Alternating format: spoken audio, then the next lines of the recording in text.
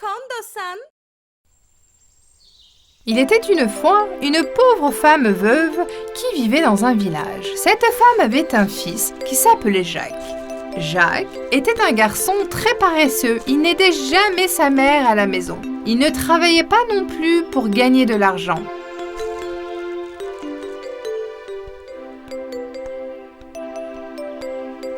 Même si c'était un garçon très intelligent, il était inutile. Jake, réveille-toi. Tu dois aller au marché et vendre les dernières vaches qui nous restent. Comme Jacques n'avait jamais travaillé, le seul moyen de subsistance était de vendre toutes les vaches qu'il possédait après le décès de son père. Je suis désolé, Fiolet, mais nous devons te vendre. Il ne nous reste plus rien à manger.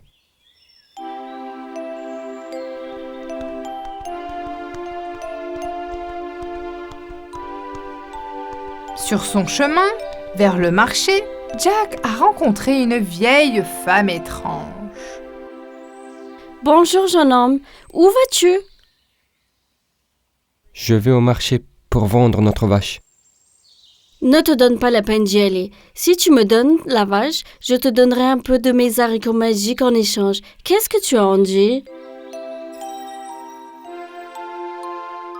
Jacques n'a pas aimé cette offre, mais la femme a insisté. Regarde, ce sont des haricots magiques. Ils te rendront riche. Tu es sûr que tu ne les veux pas? Quoi? Tu as des riches? Ok, je les prends. Jacques donna la vache à la vieille femme. Il prit les haricots et rentra chez lui. Maman, regarde, j'ai vendu la vache et maintenant nous avons des haricots magiques. Je n'ai même pas eu besoin d'aller à marché. Sa pauvre mère faillit s'évanouir car elle n'arrivait pas à croire ce qu'elle entendait. Quoi? Comment peux-tu faire ça, Jake? Je t'ai demandé qu'une chose, mais tu n'as même pas pu le faire. Dans ta chambre, maintenant.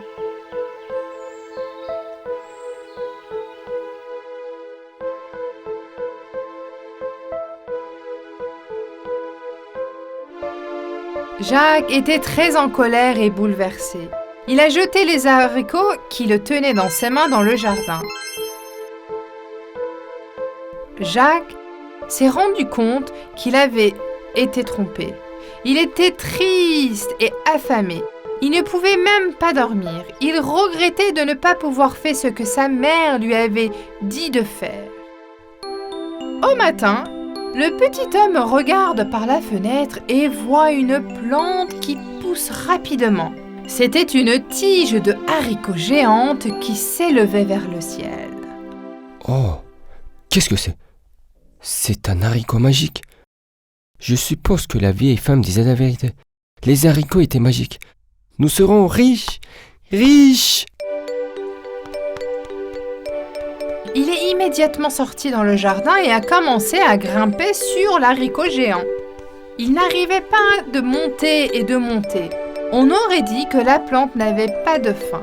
La tige de haricot atteignit les nuages. Parmi les nuages, il y avait une énorme maison en face de lui.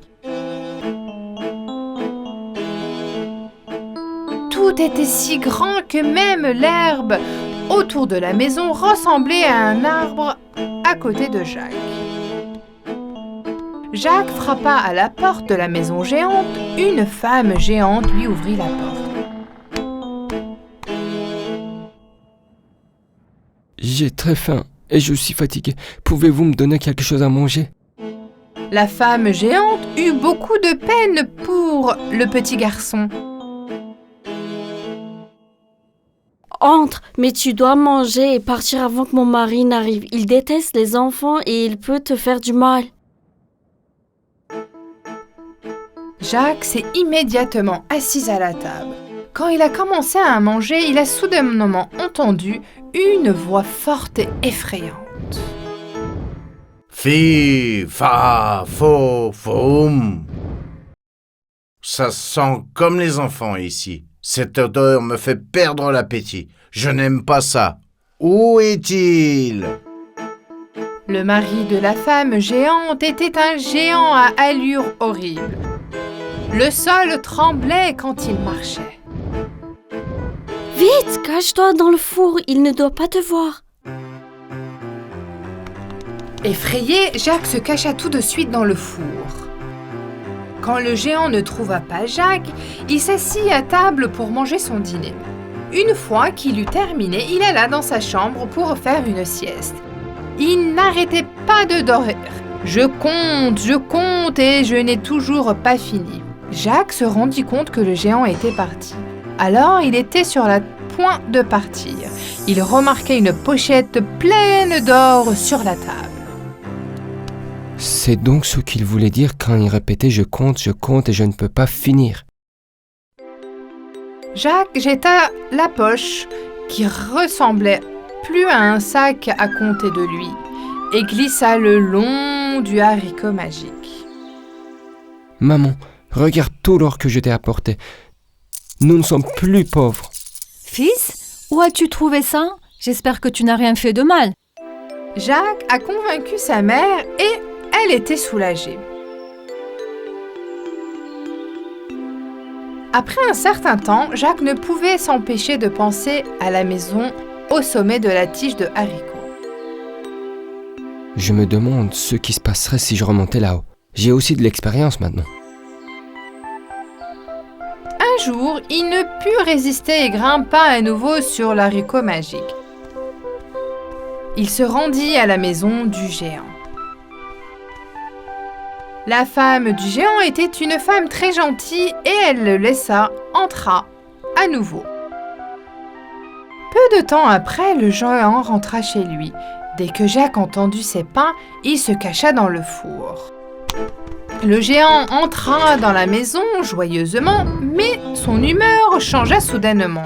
Il se mit en colère et grogna. Fi, fi, fo, foum. Je sens encore des enfants ici. Tu sais que je les déteste. Je sais qu'un enfant est venu dans notre maison aujourd'hui. Qui est-ce? Il n'y a pas d'autre odeur que celle du repas préparé. Et personne n'est venu aujourd'hui. Laisse-moi préparer ton dîner. Tu dois avoir faim. Le géant mangea jusqu'à qu'il soit complètement rassis. Avant d'aller dans sa chambre, il demanda à sa femme de lui apporter sa poule aux œufs d'or. Sa femme la posa sur la table. Je te commande un œuf d'or. Un œuf d'or. La poule ponda un œuf d'or à chaque fois et le géant les metta dans un panier. Dès que le géant se rendit dans sa chambre, Jacques, qui avait tout vu à travers les trous du four, attrapa la poule et glissa le long du haricot magique pour rentrer chez lui.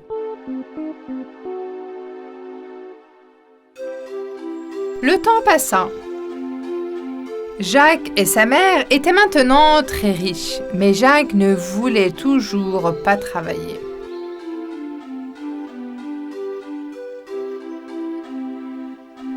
Il n'arrêtait pas de penser à l'endroit où vivait le géant. Il était intéressé par l'or.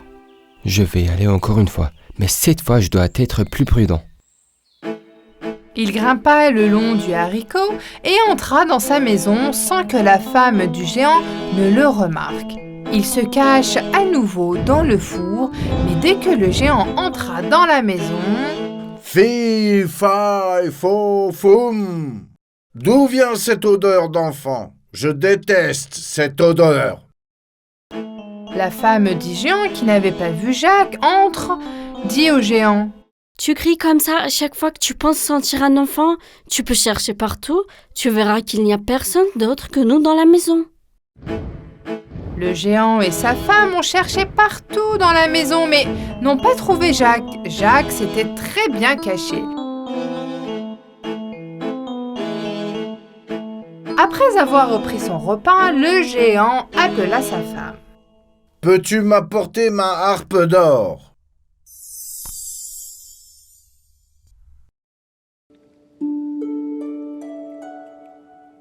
La harpe qui était sur la table se mit à jouer.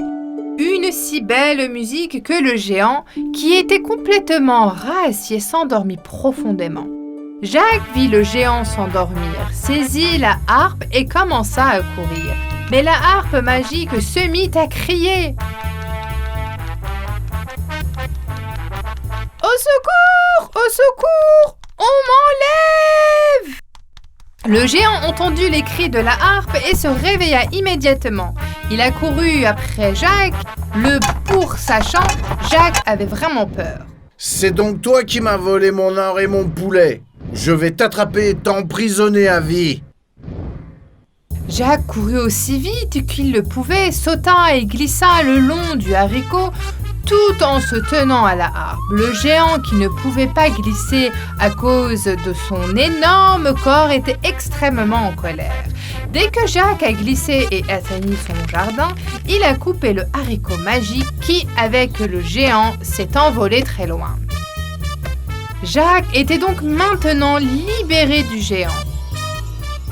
Il s'est interrogé sur l'endroit où vivait le géant, mais il n'allait plus jamais pouvoir y retrouver. Jacques a sauvé sa vie de justesse. Il courut directement chez sa mère. Mère, ce que j'ai fait n'est pas bien. Tu m'avais prévenu, mais je ne t'ai pas écouté. Dorénavant, je ne prendrai jamais les affaires de quelqu'un sans lui demander d'abord. J'ai appris ma leçon. Plus de paresse. Je vais trouver un travail et travailler pour pouvoir prendre soin de toi. Oh, mon cher fils intelligent, je suis si heureuse. Après la décision de Jacques, la poule pondeuse d'œufs d'or commença à pondre des œufs normaux. Jacques apprit à jouer de la harpe magique car elle ne jouait plus toute seule. À partir de ce jour, Jacques et sa mère ont vécu une vie heureuse et paisible. Jacques gagnait maintenant son propre argent en tant que fermier.